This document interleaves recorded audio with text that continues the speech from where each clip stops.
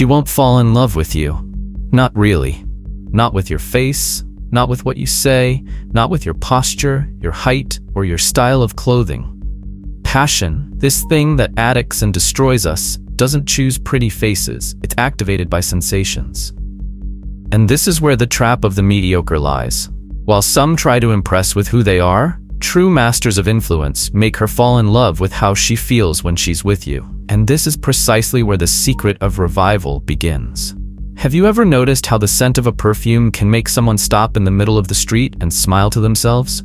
How a song can awaken tears that have been bottled up for years? The human mind is addicted to emotion, and even more so, to repeating it. We are biologically designed to seek familiar sensations. The name for this isn't longing, it's neurological attachment.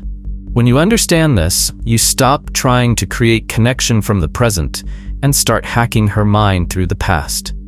The man who triggers a happy memory in her becomes, through unconscious association, part of that happiness. It's as if, without realizing it, the brain says, "This guy makes me feel good." And this can happen in 60 seconds, if you know how to guide the conversation correctly. But before you apply it, understand why it works. According to Antonio Damasio, a Portuguese neuroscientist, our decisions are not made by reason, but by feelings stored as emotional memories. When you make a woman relive a special moment in her life, what's being activated isn't just the memory, it's the same emotional circuitry. If she smiled when remembering a trip, that smile in her brain is now. And you're there. You've become the scriptwriter of that emotion. But here comes the brutal twist. You can become an emotional memory without even having participated in the actual event. This breaks the traditional logic of connection. A deep bond isn't built over time, it's built with intensity. And you'll create this intensity by guiding her back to one of the most defining moments of her life, and being present as she relives it all. And here comes the technique. Picture the scene. You're not trying to impress her with your stories. You ask a simple yet incisive question. What was the freest moment you've ever felt in your life? She pauses. Her gaze wanders. Time stands still. I think, when I traveled alone for the first time, she answers, almost in a trance. Now comes the masterstroke. What do you remember most about that day? The sound? The wind? What did you feel when you woke up that morning? She begins to narrate. And you, attentive, ask again, and who were you with? Even if she went alone, she'll remember someone. A phone call, a photo sent, a comment. In that moment, the magic happens. She relives a memory with someone from the past, but the one there, live, watching everything attentively, is you. Memory becomes a gift, and the feeling becomes associated with whoever is present. Do you think she'll think of you later? No, she'll feel you. Nietzsche said, "Memory is the sense of justice," and perhaps it is. But in the realm of seduction, memory is the shortest portal between absence and longing. When she remembers that moment, when something from that day resurfaces, a song, a smell, a place, your face will appear, as if part of the scenery. And you will have entered her mind effortlessly, without insistence, without asking permission. And why is this so powerful? Because we all have an internal archive of moments that defined who we are. Experiences of ecstasy, freedom, innocence, conquest. They are like emotional tattoos. And most men don't even have the sensitivity to touch them. While everyone tries to display strength, status, or humor, the true master of influence enters where no one else has dared, into the most intimate emotional space, where it is pure emotion, unmasked, unfiltered. But be careful, this power has a catch. If you evoke negative memories, you associate your image with discomfort. Never ask about trauma or sadness early in the conversation. This isn't the time to be a therapist, it's the time to be an architect of pleasurable experiences. Ask questions that trigger good memories, yes, but also awaken pride, courage, and fun. This will make her feel not only joy, but also self-worth. And guess who she'll associate this value with? You. Freud said that human beings are driven by the pleasure principle. He was wrong in one detail. We are driven by the return to pleasure. We want to relive what felt good, and that's why she'll seek you out. Not because you're better, but because you're the only one who knew how to take her back to that emotional place. And the human brain wants to repeat what feels good, always. Now imagine how this scales. If on a first date you can trigger her fondest childhood memory. If in a 10-minute conversation you make her relive the most important day of her life. If in an exchange of glances you take her back to the feeling of being free, alive, whole. What do you think will happen when she's home alone, lying in bed, cell phone in hand? She'll want to feel that again. She'll look for the connection. She'll remember the tone of your voice, the way you listen, the question no one else asked. And in the real world, where everyone tries to show off, a man who knows how to listen becomes an addiction. An addiction, my friend? We don't give up.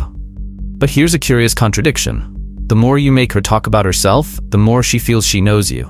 It seems like a paradox, but it's pure neurology. When someone opens up emotionally, the brain releases oxytocin, the bonding hormone. And what do most people do? Talk about themselves, try to impress, share their accomplishments, show off their worth. Nonsense. The perceived value lies in the emotional experience you provoke. If she talks a lot about herself and gets emotional, she'll feel intimate with you, even if she's only talked a little about herself. And that's where the final trick of the revival technique comes in.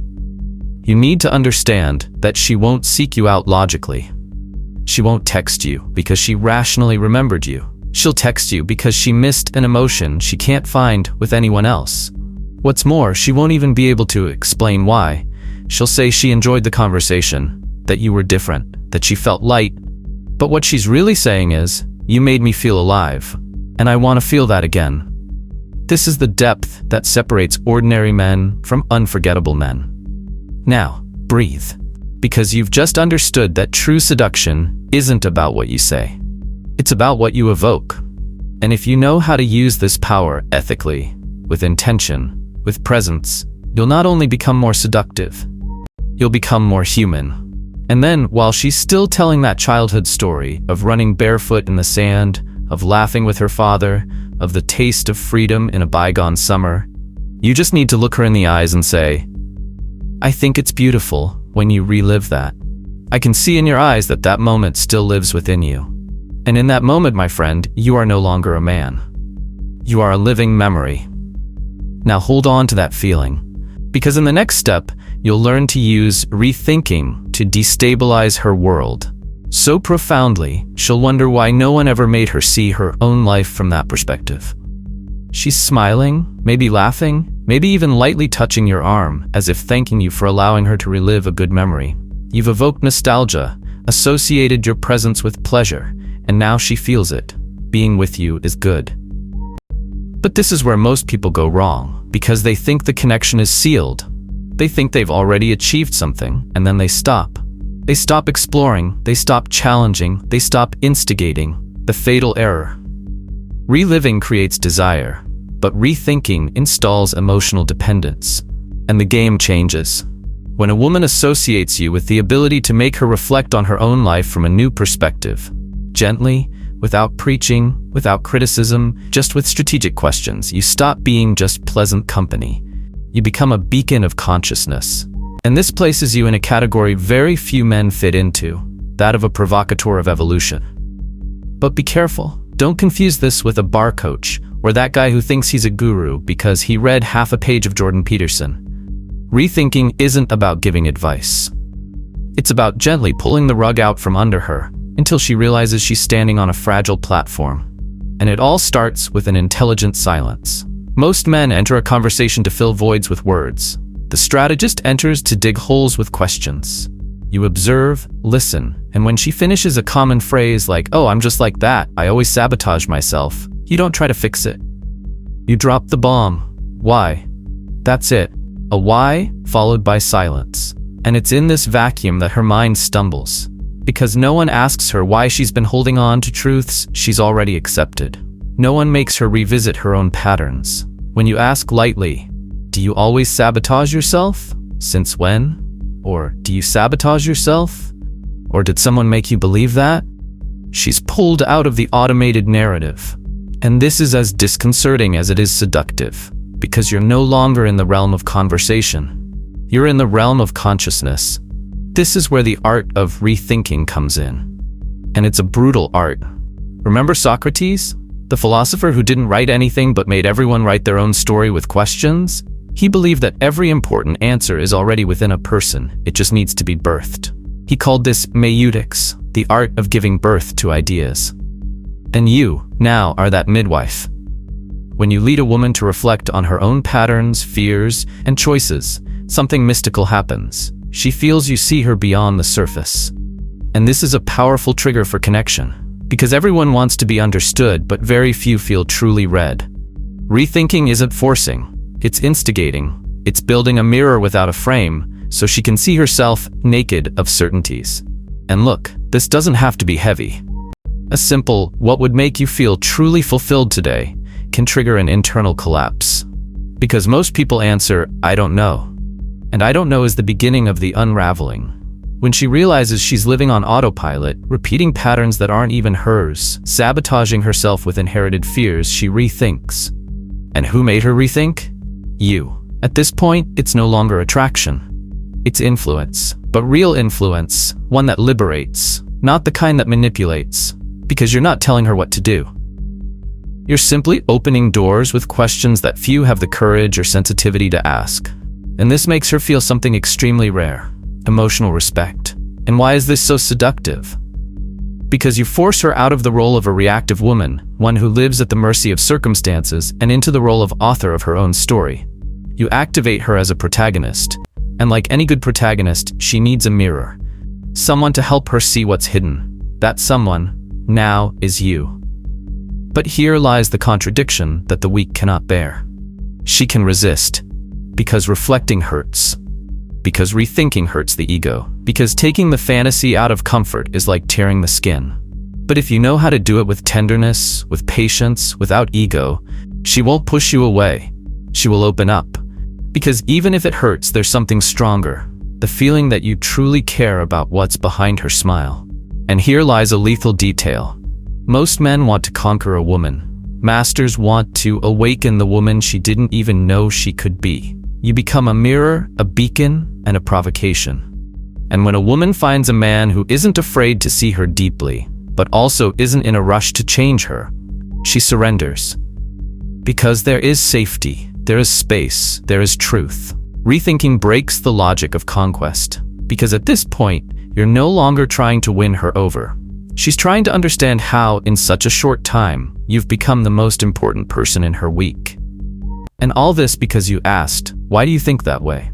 Look at the paradox. By making her think about something difficult, you bring her closer emotionally. By making her face her own shadows, you become light. It's the effect of contrast. We're attracted to those who make us break out of repetition, to those who take us out of our comfort zone, but with empathy. But be careful. It's not to judge, nor to dramatize. Rethinking requires elegance. A misplaced phrase becomes an accusation. A wrong tone becomes criticism. That's why great seducers don't talk much. They suggest. They plant ideas calmly, and then let her emotional terrain do the work. Have you ever wondered if this thing you call the hard way is just a shield to keep from getting hurt again? Have you ever noticed how you always talk about freedom with a guilty tone? Do you really not trust people? Or have you never had anyone who inspired you with confidence? These questions aren't inquisitive, they're invitations. And if she feels respectful, she'll accept the invitation, and she'll rethink, not for you, but for herself. And that's when she returns home, alone, and the thought won't stop. She looks at herself in the mirror differently. She questions an old pattern. She remembers something you said, and she thinks, this guy sees me, this guy listens to me, this guy understands me. And that, my friend, is unmatched. Because most people are still stuck in the game of, look what I've achieved, while you play the game of, look what I made her discover about herself. That's the power of rethinking, making her find herself with you as a mirror. And maybe you're wondering, what if she walks away? If you walk away, great. It means you weren't ready yet. You're not here to collect validation. You're here to be the man who sparks inner revolutions. She may walk away, but she'll come back. Because her world after you will never be the same. And even if she doesn't come back, you've already won. Because every woman you truly impact moves you away from the shallow man you once were. You evolve with her. Every deep conversation heals you too. Because you're not just seducing, you're creating a more lucid, more conscious, and more magnetic version of yourself. And if one day she asks you, "What did you do to me in that conversation?" you smile and say, "I only showed you what was always there inside, you just weren't looking." And that's the final point of the second key. Now breathe, because the third step will transform everything you've done so far. You've made her come alive. You've made her rethink. But the final blow is missing. Making her imagine the life she's always dreamed of and bringing you into it. She revived. You made it happen. The memory gained color, scent, and warmth before her eyes, all associated with you. Then you made her rethink. You tore apart fragile truths, gently, with sharp questions. You awakened a new restlessness in her, and now she sees you as a transformative presence. But the real turning point comes now. Because reliving creates bonds, rethinking creates admiration, but imagining creates desire. A desire for permanence.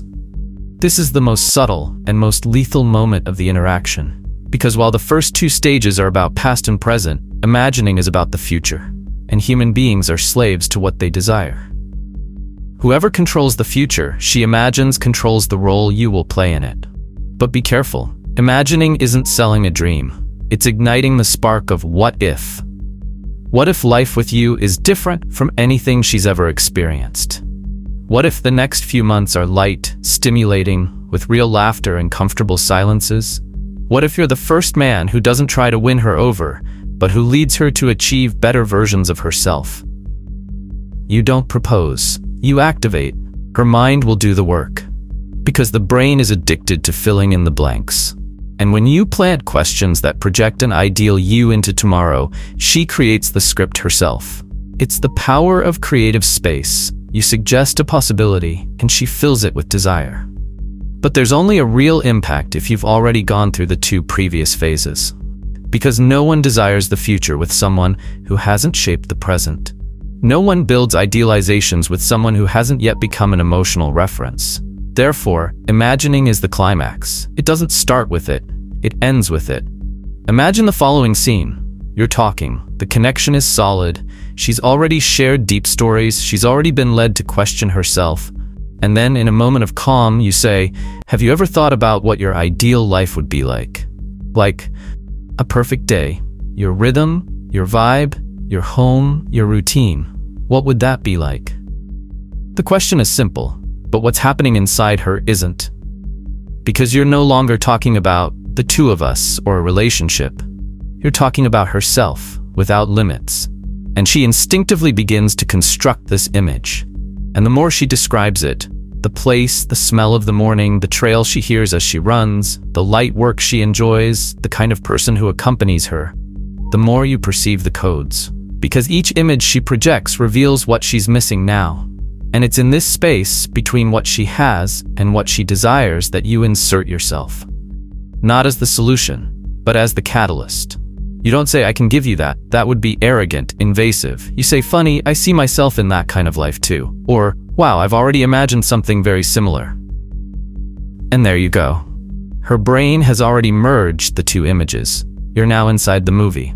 That's the magic of imagining. You set up scenes, let her act, and she appears as a natural supporting character, not as the hero who saves, but as the partner who enhances. And every woman who has a vision of the future associated with someone who understands her world feels, "This guy is different." But imagining can also be challenging. You can play with her future provocatively. Do you see yourself married, with kids, or is your vibe more freedom? If nothing held you back, no fear, no obstacles, where would you go? What would your best self be like a year from now? These questions aren't about you, they're about her. But if you're there, listening attentively, validating without praising, just mirroring, the role of partner in the script writes itself. And she begins to dream, daydreams about you. And what's most addictive to a woman? It's not sex, it's the possibility of a better future. When you represent this, even symbolically, she feels she can't lose you. And this has nothing to do with money, status, or appearance. It's about emotional perception. She realizes that with you, the world expands. She realizes that with you, life gains more layers. She realizes that with you, she wants to plan. And this is almost a biological trigger. Neuroscience studies show that when someone visualizes the future with emotional clarity, the brain releases dopamine. And what is dopamine? The neurotransmitter of motivation, addiction, and pursuit. If her mind associates you with the dopaminergic peak of imagining the ideal life, she will seek it with you. And no, she won't seek you out because you insisted. She will seek you out because you ignited in her the desire to experience something more. That's why imagining is dangerous, because it can create real bonds or fragile illusions. And here lies an ethical choice. Will you use this ability to manipulate or to inspire? Shallow seducers use this technique to sell a false self. They build sandcastles just to attract attention. But the true strategist uses imagination as an extension of their truth. They speak of the future coherently. They project what already is, not what they'd like to appear. And this is magnetic, because they sense it's not just a game, it's consistency. Man, I've never stopped to think about that. That's crazy, no one has ever made me imagine that. These are the phrases you start to hear when you master this stage, because deep down, most people live without direction, with no image of the future. And you, in a simple conversation, become an architect of visions. This is power. This is influence. This is, above all, true connection. But be careful. Don't turn this into an interrogation. Imagining isn't about extracting, it's about inspiring. Create images, describe sensations, share small pieces of your own ideal world. Show, without forcing, that your film has room for her, if she wants to be there. And she will. Because when you present a more beautiful future where she is free, valued, heard, her brain creates attachment. And attachment to the future is stronger than attachment to the past. It's what makes goodbyes so difficult. It's what makes broken plans hurt more than bad memories. Because losing a future is crueler than losing what once was. So use this responsibly. Because if you plant false dreams, the damage is immense. But if you plant possible dreams, based on truth, you become a beacon. And no one abandons those who light the way. And then comes the final point. If she starts planning a next date, if she mentions something she wants to experience and looks at you, if she includes you in phrases like "one day we could," the cycle has closed. She's revived. She's rethought. And now she imagines it with you. And when a woman imagines it with you, she's already with you. Even if she doesn't know it yet. You don't have to be handsome or rich or the funniest person in the room. You just have to be the experience she can't find in anyone else. She relived a past that moved her, with you present in her memory. She rethought patterns she'd never questioned, with you as the mirror. She imagined a lighter, more exciting future, with you inserted into the story. And now, she's going to seek you out. Not because you were just another one, but because you were different. Because in a world of noise and distractions, you became silence with impact. And that's true emotional mastery. But let's be honest. Doing all this naturally, spontaneously, and without seeming like you're applying a technique requires more than ready-made phrases or forced confidence. It requires a profound recalibration of what you've been taught about masculinity, social power, and female desire. Because if you stop and think about it, almost everything you've been told is distorted. They said showing vulnerability creates intimacy. They said being nice attracts reciprocity. They said being sincere and present was enough to be desired. But what if all of this is exactly what keeps you invisible? Men who constantly seek approval end up becoming disposable. Men who try to open up too soon confuse vulnerability with neediness and lose respect. And most tragically, men who ignore the codes of polarity between masculine and feminine unknowingly sabotage their own presence. That's why we created something that goes beyond advice and catchy phrases. A work that disarms illusions, confronts hard truths, and restores man's control over his own energy. A manual, not for memorization, but for transformation. Discreet, dense, forbidden for the fragile. In it, you will understand why showing wounds without emotional structure doesn't bring people closer. It repels them. You'll learn how to project strength without aggression, presence without effort, desire without dependence. You'll discover how to read between the lines of what she really wants, not just what she says she wants. Yes, we're talking about the forbidden manual, how to trigger desire in 60 seconds. But not as a product, rather, as a mirror. The kind of mirror no one has ever held up to you. Do you want to know what makes a man magnetic in 60 seconds? It's not the perfect phrase. It's the absence of inner noise. It's the control of the gaze. It's the calm of someone who doesn't need convincing. It's the presence of someone who carries a clear intention, but a non-negotiable energy. And this manual is about that. It doesn't give you a script. It gives you back control over yourself. It shows you how to use silence as a weapon, how to calibrate sexual tension without words, how to identify hidden agendas in ordinary conversations. And the main thing, how to stop falling into social theater and start writing your own scenes. Because true power isn't in making her want you. It's in awakening in her the awareness that with you, she's more herself, more alive, more visible, more free. And if that's not irresistible, nothing is. In the end, it all comes down to a single principle. A woman seeks, not the ideal man, but the man who makes her feel something no one else does. If you're ready to be that man, the kind she seeks even without understanding why, you already know where to start. See you on the other side, where few enter, and no one leaves the same.